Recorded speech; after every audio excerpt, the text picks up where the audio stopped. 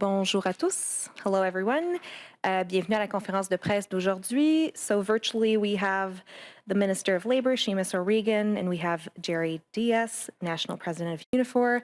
In person, we have the Minister of Justice, David Lametti, Dr. Katharine Smart, President of the Canadian Medical Association, and Linda Silas, President of the Canadian Federation of Nurses. Alors, ils vont faire quelques remarques d'ouverture et ensuite on va prendre les questions des journalistes. Alors, c'est à vous.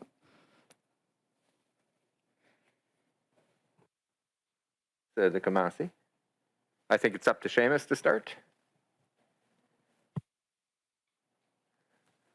You're on mute. Gotta make sure I'm off mute. No, I gotta make sure I'm off. You gotta give me a second. It's a half an hour later in Newfoundland. Don't forget, David. Good afternoon, everyone, and thank you for joining us today. And I am happy to be joining you virtually from Newfoundland, which is the ancestral homeland of the Mi'kmaq and Beothuk peoples. Canadians have faced immeasurable challenges and difficult decisions throughout this pandemic, and COVID-19 has exposed a gap in our social safety net. I want to take us back a moment to the spring of 2020. Canadians were asked to do their part to stay home when possible, to stay home when sick, and those that could did. As a country, collectively, we rose to this challenge. As a country, we rise to any challenge. In the spring of 2020, we celebrated workers on the front line, workers that provided services most essential to us. But, I met a woman not too long ago, and she was a frontline healthcare worker, and she said to me, "Stop calling us heroes. Start treating us like human beings." She's not wrong. Too many Canadians, frontline workers especially, were forced to choose between going to work sick and being able to pay for rent and groceries at the end of the month. Personne ne devrait avoir à faire face à ce choix. Trop de travailleurs ont peu ou pas du tout accès à des congés de maladie payés. Il est temps de réparer cette maille dans notre filet social. Today, I'm proud to announce that Bill C-3, which was introduced in the House, would provide 10 days of paid sick leave to workers in the federally regulated private sector. Ces 10 jours de congés de maladie payés protégeront les travailleurs et leurs familles. Cela protégera aussi leurs emplois et leurs lieux de travail. It's important for our well-being, important for health and safety, and important for our economic recovery. It is crucial to finishing the fight against COVID-19. This legislation introduces a permanent change, a necessary addition to the social safety net that organized labor has been advocating for. Nous nous sommes engagés à présenter ce projet de loi au cours des 100 premiers jours de notre gouvernement. Aujourd'hui, nous tenons cette promesse. This new measure would apply to people who work in industries such as banking, telecommunications, broadcasting, and federal crown corporations, just to name a few. L'introduction de 10 jours de congé de maladie payés n'est que la première étape de notre plan. We want to see paid sick leave implemented across the country, in all sectors, because the cost of inaction is too great. Au cours des prochains mois, nous convoquerons les gouvernements des provinces et des territoires et les intervenants patronaux et syndicaux pour travailler sur un plan d'action visant à légiférer sur les congés de maladie à travers le pays, tout en respectant les compétences provinciales et territoriales. We'll engage in consultations with federally regulated employers and workers to better understand the impact of these changes on their workplaces and local realities. We are taking a big step forward today, and we need to take that step together. It's time to close the gap that the pandemic exposed in our social safety net. Il est grand temps de combler le fossé que la pandémie a révélé dans notre filet social. Merci beaucoup.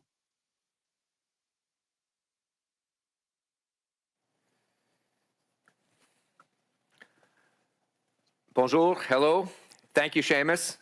And thank you to our guests today who are here present and join us for this very important announcement. I first want to acknowledge the Indigenous peoples who have lived on, cared for, and been located on these lands since time immemorial. So this morning we are on the traditional territory of the Algonquin Anishinaabe Nation, Miigwech. Minister O'Regan has given an overview of the Labour Code changes we introduced. I want to speak a bit more in detail about the amendments to the Criminal Code. These are designed to protect our healthcare workers, doctors, nurses, and those who assist in our these healthcare professionals, as well as those people who need access to healthcare. I will be honest, I'm disappointed to have to do this. Même en temps normal, les travailleurs de la santé travaillent de longues heures dans des situations stressantes. Mais durant les derniers 20 mois, ils ont dû sacrifier de larges parties de leur vie personnelle et professionnelle pour protéger les Canadiens d'une pandémie globale. Ils ont travaillé sans relâche, dans des circonstances difficiles, pour sauver des vies et soigner des patientes gravement malades. C'est inacceptable qu'ils craignent pour leur sécurité ou se sentent intimidés lorsqu'ils vont et viennent de leur lieu de travail. C'est inacceptable qu'ils soient la cible des menaces de mort, que ce soit en personne ou dans des campagnes sur des médias sociaux, créées pour les intimider. C'est inacceptable. Et pourtant, ça arrive à tous les jours, à trop de nos travailleurs de la santé. We have all seen the protests during the pandemic. Even this week, COVID deniers were trying to stop children from receiving vaccinations. Imagine trying to stop a child from receiving a potentially life-saving vaccine. No doubt, you have seen or heard disturbing first-hand accounts from some who have gone public with their fears about the threats that they face. Every day, healthcare workers are coming forward and speaking out. They are exhausted, they are discouraged, and they are fearful. And the sad reality is that these sorts of threats predate the pandemic. We've heard their calls, and today we're taking action. Let me outline the amendments to the Criminal Code. The legislation would create 2 new offenses to protect healthcare workers, those who assist them, and people seeking healthcare services. First, it would create a new intimidation offense. That offense would make it illegal for anyone to deliberately make a healthcare worker or someone assisting them so afraid that they cannot do their jobs. This would also extend to someone who simply wishes to access healthcare services. The offense would carry a maximum penalty of 10 years in prison. Deuxièmement, les Canadiens doivent pouvoir accéder aux cliniques et aux hôpitaux sans intimidation, sans obstacle et sans peur pour leur sécurité. Nous proposons donc de créer une infraction spécifique qui interdirait à quiconque d'empêcher ou entraver une personne d'accéder à un établissement de santé, incluant les hôpitaux, les lieux de vaccination et les cliniques d'avortement. And finally, the amendments would also add an aggravating factor at sentencing. This would require courts to consider the more serious penalties for anyone who commits any crime that targets an at-work healthcare provider or that impedes others from accessing healthcare services. The Criminal Code already does include general offenses that protect people from intimidation, threats, violence, and obstructing persons' enjoyment or use of property. But these amendments would give police and prosecutors additional tools to specifically protect our healthcare workers and users. Furthermore, they would provide a higher maximum sentence for intimidation of 10 years. The current sentence, the general sentence, carries a maximum sentence of 5 years. Ces changements envoient un message fort. Ce comportement ne sera pas tolérée. Évidemment, il faut faire attention. Je ne parle pas d'empêcher la liberté d'expression ou le droit de manifester pacifiquement. La législation que nous présentons respecte ces droits protégés par la Charte. They do not affect workers' rights to take labor action or organize. Canadians who want to express their opinions in a peaceful way will be able to continue to do so. However, those freedoms do not extend to people who intimidate, harass, obstruct, or threaten our frontline healthcare professionals, support workers, and users. This type of behavior is abhorrent and it's unacceptable, particularly at a time when access to healthcare services is more critical than ever. La pandémie de la COVID-19 a lourdement affecté notre système de santé.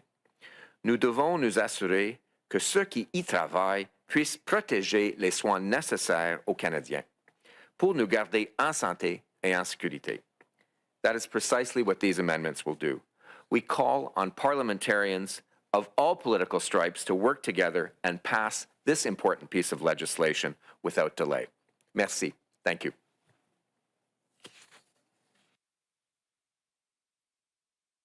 Thank you. We are here today because of hate. This past year, there has been an unfortunate escalation of hate directed towards the medical profession and all healthcare workers. They continue to face threats, violence, and harassment and intimidation as they attempt to care for Canadians. These actions have no place in our society. During the pandemic, healthcare workers have faced immense challenges, more than what we might have anticipated over an entire career. Yet, they are still here, still standing, caring for Canadians. Since the first cases of COVID-19 were detected in Canada, healthcare workers have come together and worked tirelessly to protect our society and the people that we care for. They've done so in their clinics, in hospitals, and on social media. It's now our turn collectively to protect them. Preliminary results from our 2021 National Physician Health Survey suggested that 3 out of 4 physicians have experienced intimidation, bullying, and harassment in the workplace. And 1 in 3 say that this happens regularly. This number jumps to 80% of female physicians. The existing legislative measures were clearly insufficient to prevent and respond to the threats, violence, harassment, and intimidation that healthcare workers were experiencing and that was being targeted directly at them. This is why today we applaud the federal government's commitment to bring forward this very strong legislation to protect healthcare workers. It's very clear that this action was needed, and it will be a welcome relief to all of my colleagues on the front line. No one should have to fear for their personal safety doing their job. Whether it's in a hospital, a community clinic, or on social media, we all have a responsibility to keep Canadians informed and safe. We now call on Parliament to rapidly move forward with the consideration of this bill. Legislative action is necessary to prevent avoidable tragedies. Thank you.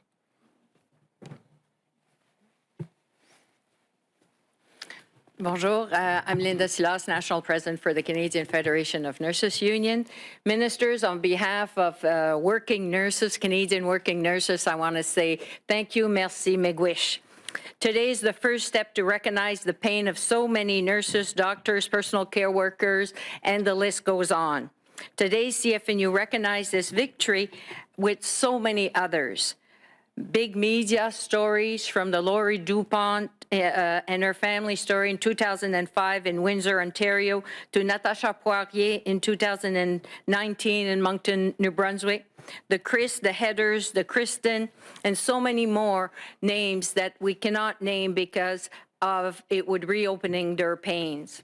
Pre-COVID, 90% of nurses said they were reporting exposing to physical violence. During COVID, 60% of them told us that that has increased. Merci à tous les députés et leurs équipes qui, en 2019, avec SA, le Comité parlementaire permanent sur la santé, a publié un rapport sur la violence dans le domaine de la santé.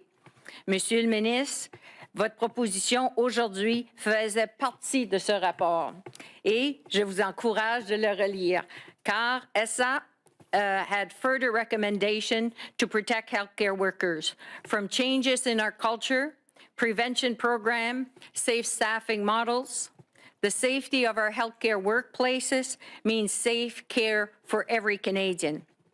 Authorities have been hiding behind the fact that nursing, medicine, and many others are caring professions, and they've been hiding behind that for way too long.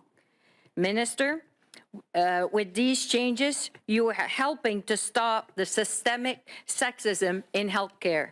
Merci. Thank you.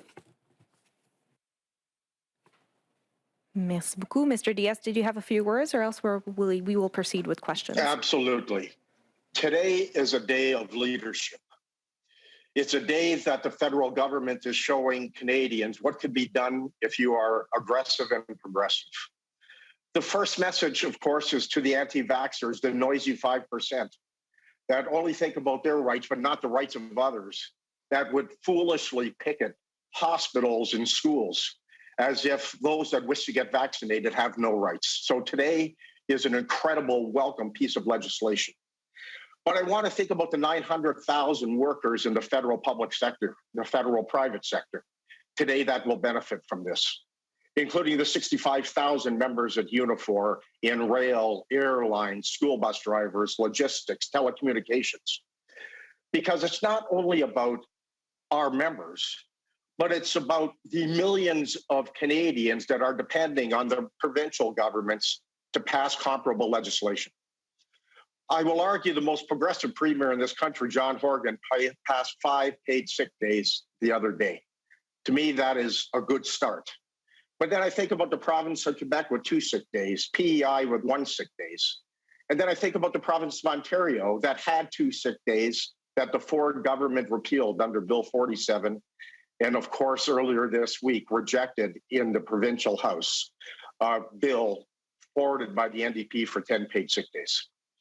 The issue of paid sick days is an incredibly important issue to Canadians, as 58% of working Canadians have no paid sick days at all.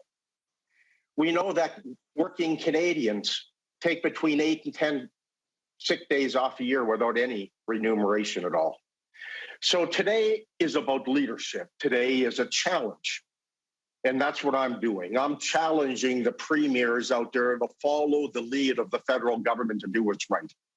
We know that the only way we're going to get through this pandemic is when people are sick, that they stay at home and not be afraid about losing compensation. Today is a proud day for all Canadians, and I applaud the federal government for taking this action. Okay, merci beaucoup. Thank you very much. We will start with questions in the room. We will go with 3 questions and follow-ups, and then we'll turn to the phones. Alors, Laurence? Oui, bonjour, Monsieur Lametti, Laurence Martin de Radio-Canada, ici. C'est intéressant parce que dans votre projet de loi, vous parlez de protéger les travailleurs aussi ou les gens qui veulent se rendre dans des cliniques d'avortement. Mais en même temps, vous dites que ce projet de loi a été fait en réponse à ce qui s'est passé durant la pandémie. Moi, je ne vois pas de lien entre l'avortement, les cliniques d'avortement et la pandémie. Pouvez-vous m'expliquer pourquoi vous avez décidé d'inclure les cliniques d'avortement? Merci pour la question. C'est sûr que la situation avec la COVID-19 nous a poussés, je dois l'avouer, et c'est vrai. Mais c'est un problème qui existait bien avant la COVID, comme a été souligné par nos invités. Et c'est aussi un défi qui va continuer après la COVID. Donc, on doit mieux protéger nos travailleurs, nos médecins, nos infirmières, les personnes qui travaillent dans le domaine de la santé. On doit les mieux protéger. C'est très important. Et donc, c'est un projet de loi qui vise plus large. Et vous dites aussi que vous espérez que le projet de loi va passer rapidement. Est-ce que vous avez déjà eu des discussions ou est-ce que vous savez si vous avez l'appui des partis d'opposition à ce sujet? Est-ce que vous avez des discussions avec eux déjà? D'habitude, je laisse la stratégie parlementaire à mon leader, mais je peux vous dire que j'ai déjà commencé à parler à mes collègues. Je crois sincèrement qu'il y aura un appui général et j'espère qu'on pourrait... J'espère qu'on puisse en mesure de vraiment faire passer le projet de loi aussitôt que possible. Comme j'ai dit, on veut le faire le plus rapidement possible. Je vais laisser la stratégie au président Holland et ses homologues. Hi there. This is Erica Ibrahim from Canadian Press. This is a question for Minister O'Regan regarding federal sick leave. This sounds significant, but it's also fairly marginal. Why would the federal government do something like this if the impact will be minimal? Federal sick leave is marginal? Just in terms of... I didn't hear all the question. If maybe you could repeat the question, because at the beginning it was I couldn't make out what you were asking. Sure, no problem. So it's my understanding that while it's significant in certain respects, as far as the overall proportion of the Canadian workforce that this will affect, it's at the same time somewhat marginal. So I'm wondering, why would the federal government do something like this if the impact will be minimal? Oh, I don't think that the impact will be minimal. I think that Mr. Diaz hit the nail on the head about this putting us very much in a leadership position. Look, I get what you're saying, in terms of who is within federally regulated jurisdictions, the companies that we're talking about. We're still talking about some 900,000 workers and their families. That is significant. But it does certainly shine a light on the fact that 58% of the workers in this country do not have paid sick leave. 58%. So let's start. And let's start with federal jurisdictions.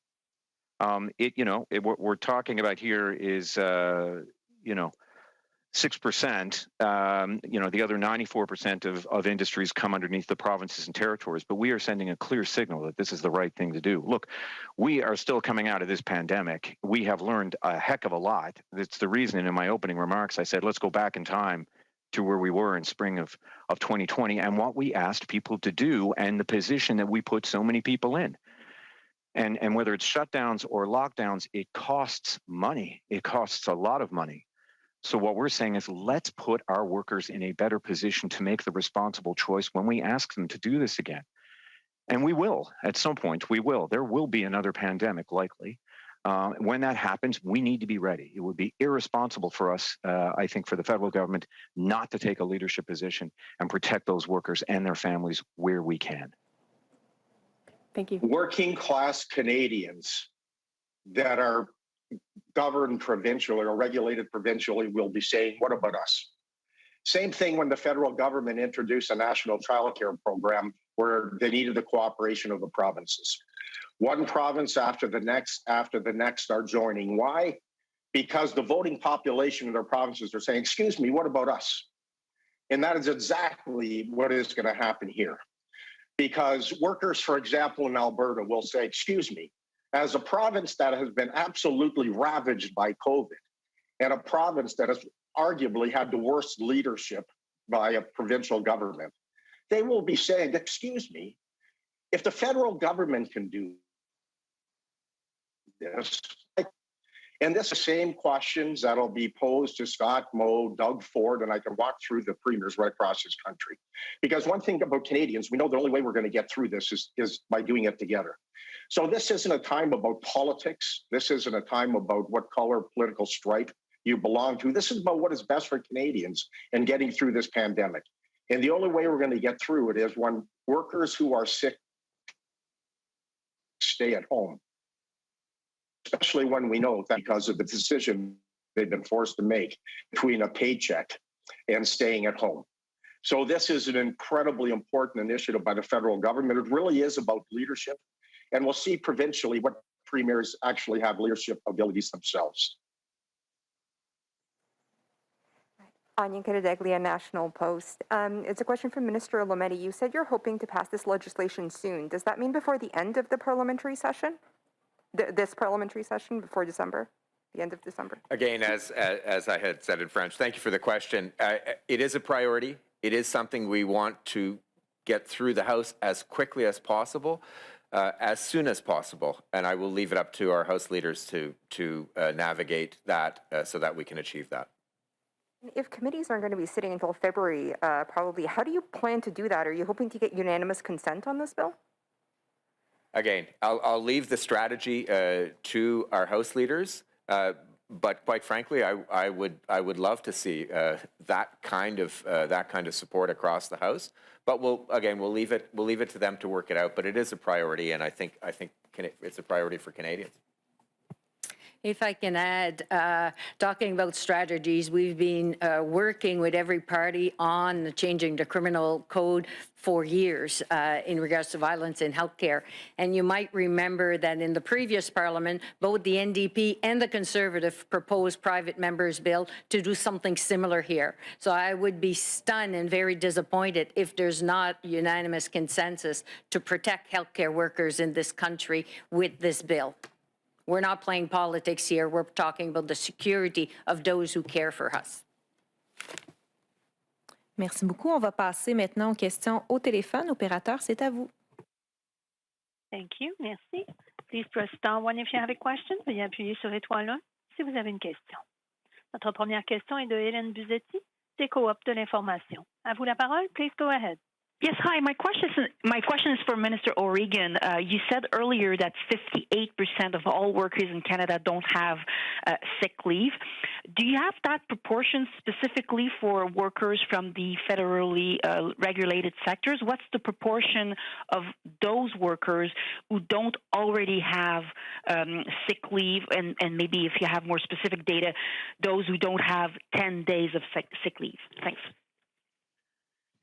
That's a very good question. We will have a technical brief for all of you following this, so you can get into the weeds of that. I would say that, I think when you look at 58% of workers in this country who do not have paid sick leave, I think the vast proportion of them, and Jerry perhaps can also weigh in on this, would be in retail.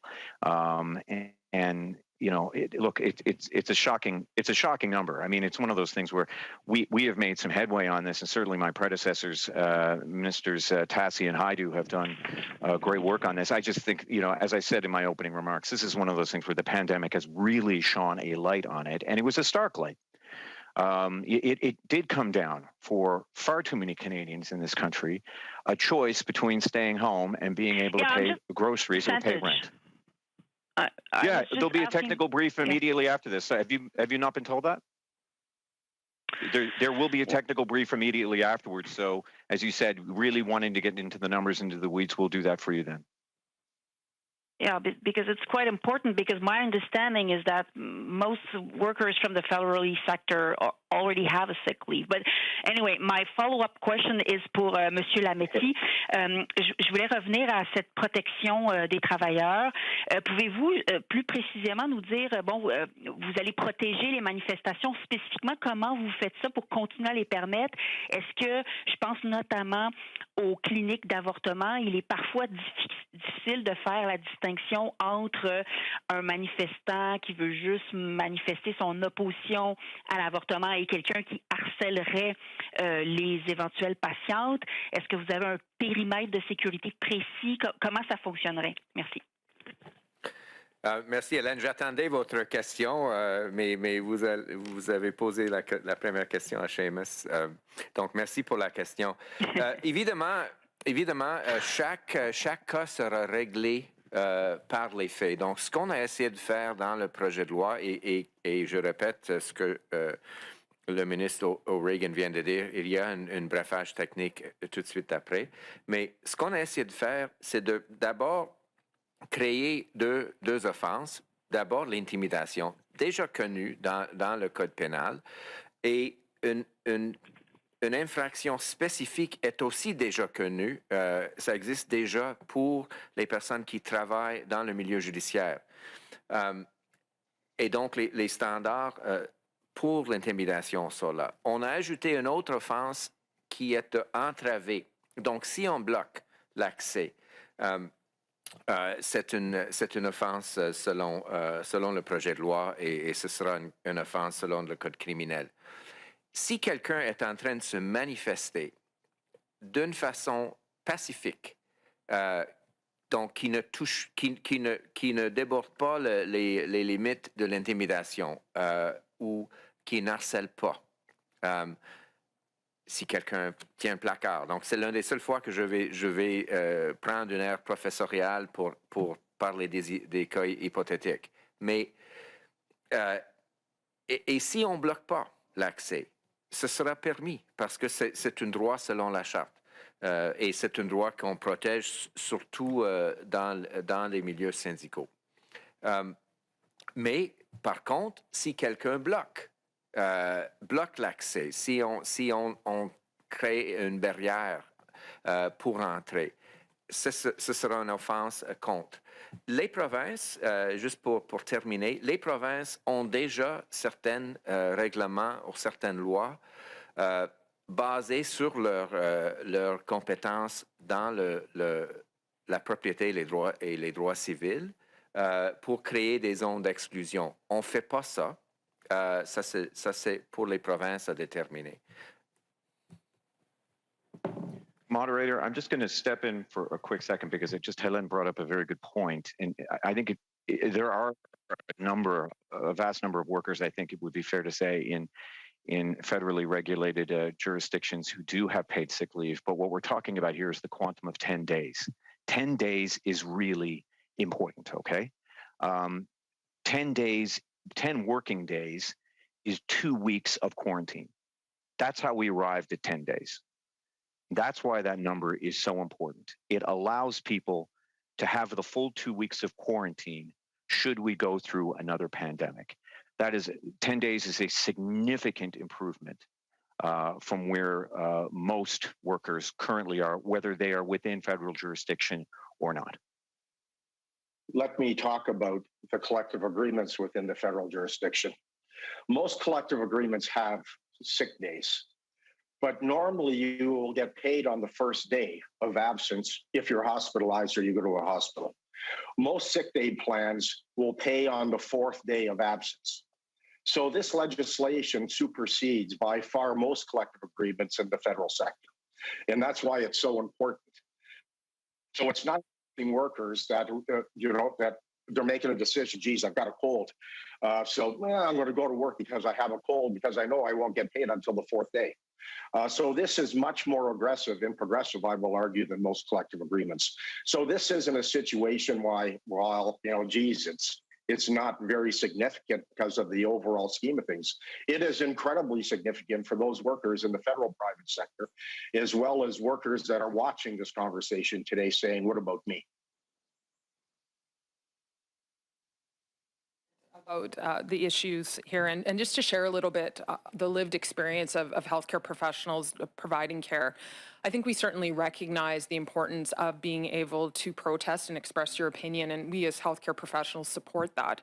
But I think the reason this legislation is so important is how far that line has been crossed in what we've been seeing over the recent months.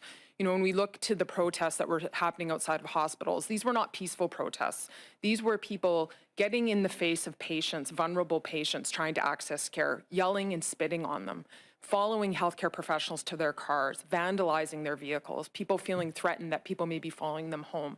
I've heard from many physicians that have received multiple death threats. One of my colleagues in the Yukon received 6 death threats in one day, both to her clinic and to the hospital. There's ongoing harassment and intimidation online and in person happening every day. And this is not a one-off thing. This is not uncommon. Unfortunately, it's become all too common. It's happening in every province across the territories, and it's escalating. It's happening online, in our clinics, in the hospital. And that's why we feel so supportive of the strength of what's being suggested today in terms of this new legislation, is it really makes it clear to people that this behavior is unacceptable. I really believe what we've been seeing is not who we are as Canadians. We can disagree with one another respectfully, but we should not have to fear or be intimidated to do the work that we attempt to do every day to care for others. Thank you. Merci beaucoup. We have time to squeeze in one more question. I would ask you to keep your answers short, please. Thank you very much. Opérateur? Thank you. Notre prochaine question est de Boris Proulx du Devoir. À vous la parole. Please go ahead.